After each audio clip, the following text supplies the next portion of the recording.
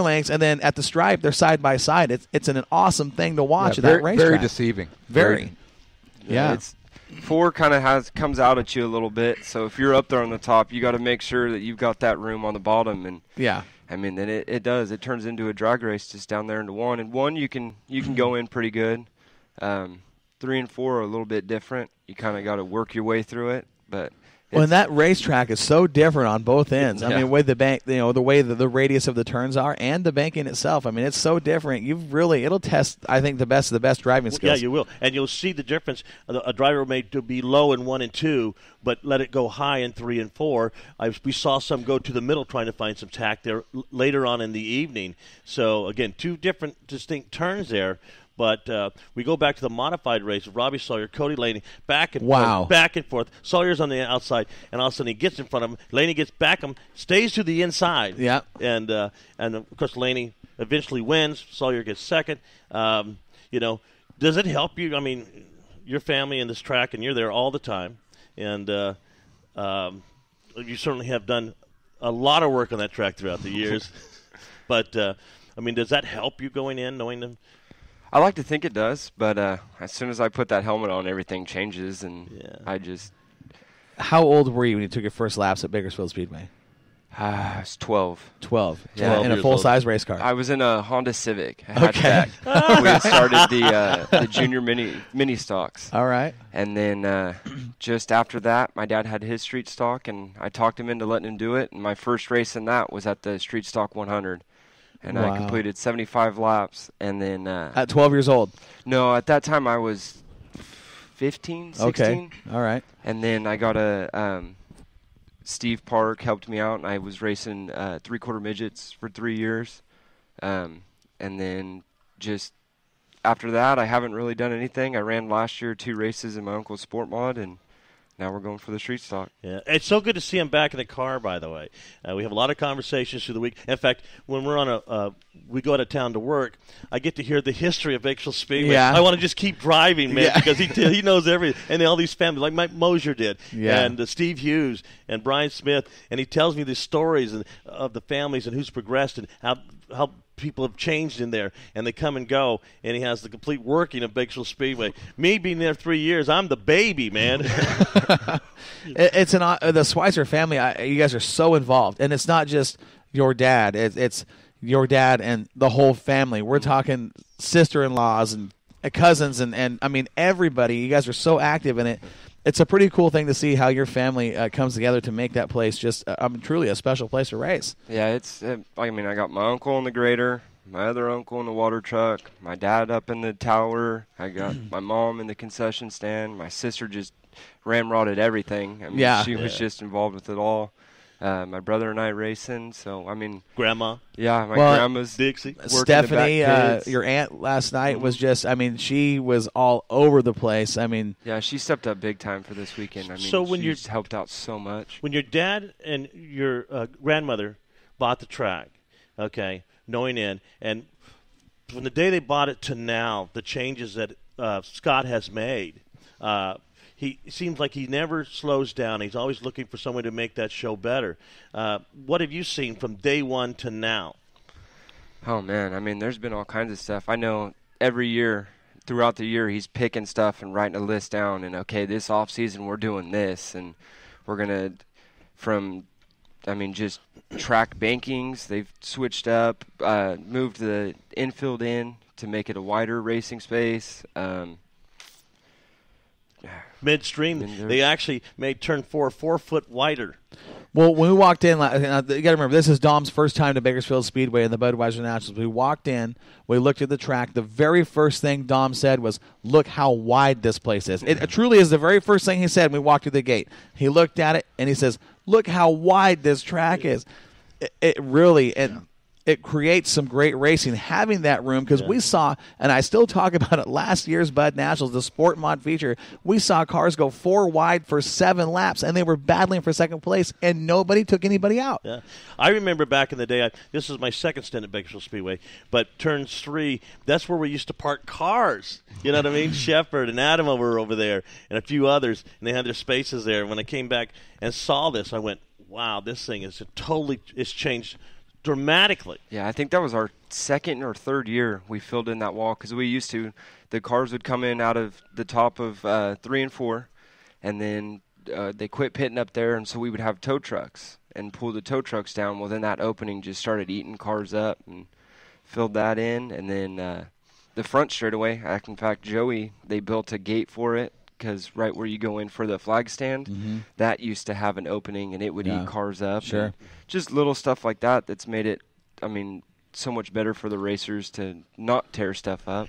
Well, and it creates a better show for the fans because the way this track is set up, it is so impressive. When the last car rolls past that entrance on the backstretch, the next heat race follows that car around. Those guys roll off of turn 1. We go one lap, and we light them up, and we go back to green. And this is what happens every Saturday night, by the way. This was not a special event. No, and that's special tonight. What I was trying to tell these guys. I have never seen. I've been to racetracks all over the country, and I'm not kidding you guys when I say this is the most organized racetrack that I have ever seen anywhere.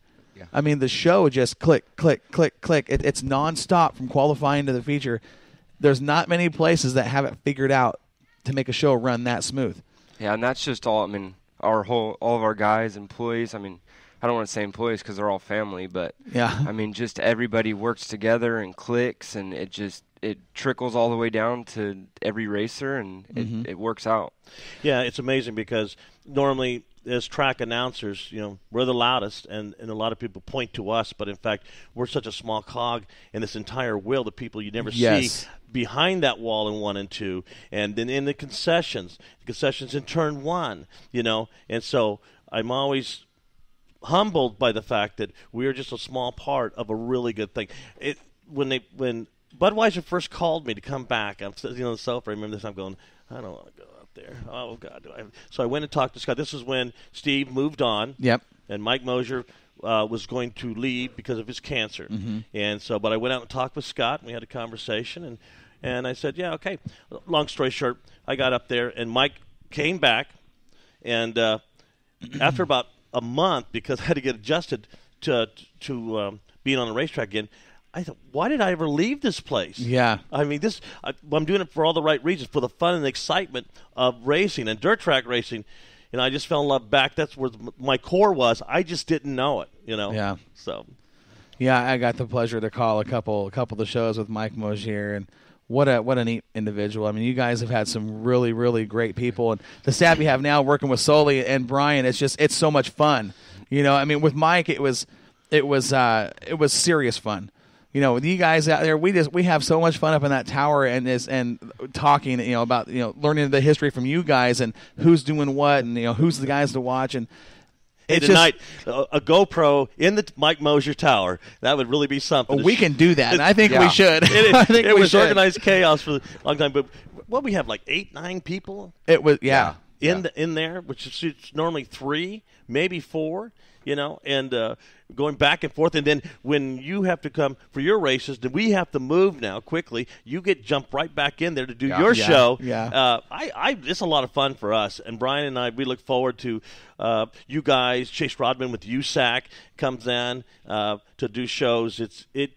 It makes it entertaining, I think, for the fans because they don't have to listen to the 2 same guys every night. Well, and one of the things that, like you mentioned yesterday, that makes it fun for us as announcers is we do get a break and we actually get to watch the races. We don't have to talk about what's going on all the time, and it's always fun to go to a new place. And not that Bakersfield is new to me, but to these guys, their first time here. They're watching I'm watching these guys watching the races, and their jaws are on the floor and their eyes are big. It's like, wow, this is great. Yeah. Dakota, obviously your first race in a very long time. What's coming up next year? Have you made plans to be in a car next year? Yeah, we're gonna pull this motor back out of this car, and I got a pro stock that's pretty close to being built, and gonna finish it off throughout the year, the off season, and hopefully run full time next year. So you talk about the pro stock division. This is a pretty unique. I think it's a pretty unique division. We don't see anything like this in the Northwest. Let's kind of talk about the rules because you can run a chassis car, but if I'm not mistaken, it has to be a stock front clip, much like a modified. Yeah, it's got to be an American-made front clip, and then you can redo the back end. Pretty much, they are sport mod rear ends. Okay, so you have to run a 3-link. Okay, yeah, 3-linked. then the motor is either an open motor or you can run a 604 crate, which is what we've got in the car now. I know like some of the guys, the Crockett's, they're taking late model chassis, cutting off the front end and putting a Camaro front clip and going racing. Sure. So those guys are going to be hard to beat. Now, the tire rule in that division at Bakersfield Speedway, let's talk about the tires they have to run. We're running G60s. Okay. The same as the Sport Mods. So this is kind of a cross between a modified and a late model. Yeah, we got on a G60 tire. We got a full-bodied Sport Mod with a modified motor in it. Yeah. It's a neat class, really, and a good field. I mean, it's a strong field. That Simpkins is fun to watch in that division, and those guys put on a heck of a show last night. Yeah, absolutely. But again, it'd be nice if you had a hobby stock in there, and I'm sure your dad probably has one there buried someplace, so you could run on a regular basis. But you go where you love, and certainly going to be great to see you tonight in the show, and then hopefully in the show. You'll be in the show. I got a feeling. I got a feeling he's going to be in the show. Yeah, you know how to do it. Just focus, man. You can do it. Well, here's the thing. Look, he's not nervous. He's laid back. He's relaxed. He's out here enjoying himself, having some fun. He's getting a little track time, kind of shaking off some of the rust. I think we're going to see the helmet still fits. I think we're going to see in the show tonight. We want to wish you the best of luck, and I think that tonight's program is going to be an awesome thing. As we continue to honor your sister this weekend, and man. I can't believe this particular Bud Nationals this year is something I've never witnessed in racing. It's an awesome show, and you take a show like the Bud Nationals, which is already on level 10, and you take it to 15 for this year. It's mind-bending. Yeah, absolutely. And again, Scott is not going to sit on the laurels with this great show. Like Dakota said, he'll be making a list and see what he can do better to make next year's show a lot better. I think what we saw at the beginning of the season with our car counts, normally they're very low. People are still building cars. But our car counts for sport mods, mini stocks, mod lights, they all came out very, very strong, and with the modifieds. And we've had consistently good numbers in our regular division shows. And I think that tells people, you know what, I'm going to drive from Nevada, I'm going to drive from Arizona and pass a few good tracks and come to the Speedway and to race. So. Well, the reputation that Bakersfield has down in this area is second to none. It truly is, and that goes back to, again, your family, the staff, the flow of the show, the track prep. I mean, it's class act. And the Bud girls, of course, they were a class act last night. Yeah, I'll tell you right now, Joel was all. He had to pick his tongue up off the floor. I mean, he tripped on it twice. Yeah, they told me to walk in front of them in case they fell. They're going to fall on me. I'm saying, okay, I'm good with this. That was. I noticed that every time they were on the track, Joel was following him, and he walked so slow, following those girls across the track. Did you see that? Yeah, I did. I noticed that. I was just there for their protection. So is that what it was? The crowd didn't rush them. I mean, I saw the crowd. They were like, hey, Budweiser girls. And I'm sitting there going, hey, you all just stay back. Yeah, Moxie's got this. Okay. Yeah. I don't think that's the case, but it's your story. We'll let you tell it. Yeah. Dang straight. Dang straight. So a couple of observations last night, Joel. Let's talk about what you saw and, your first time here at the Bud Nationals. Let's, kind of give us a summary of what you noticed, what you were impressed with. It was everything that you said it would be. You had a show that clicked off lap after lap after lap, show, event after event. We had zero time to really boost the crowd, to do really anything other than announce the show. We didn't have time to work the crowd like we normally do at Willamette Speedway. We're just going lap after lap after lap. We're constantly racing from the time the green flag falls in qualifying till the time the checkers fell last night in the hobby stock qualifying race. We were go, go, go. The talent level that was here is just absolutely on the top tier. When the late models, you got Hogue, Papich, Tanner, Weinbarger, Sanders. Those guys put on a great show. Daly, Laney. I mean, it goes on and on and on. Exactly. There's so many guys. You end up forgetting the shining star. And then even in the modified. The modified ranks, I think we saw the most talent top to bottom through any division. I mean, there is that division, the A-mods, it is so loaded with superior talent. I mean, in all regions. I mean, we've got people traveling quite a ways for this deal, and what a race we saw last night. And I think, Corey, you said it last night. How do you pick a winner? You can't. I mean, you really can't pick a winner in those shows. Yeah, we were talking about it ahead of time, and I said, matter of fact, we were talking about it Thursday night when who are we going to pick? You can't pick anything until they step on the track because there's too many variables that can happen. But with Cody in the late models. Shocked everybody. But I'll tell you what, Yeah. this guy's sitting here and he covers his mic up right before the mods go, and he goes, "Laney's going to win this."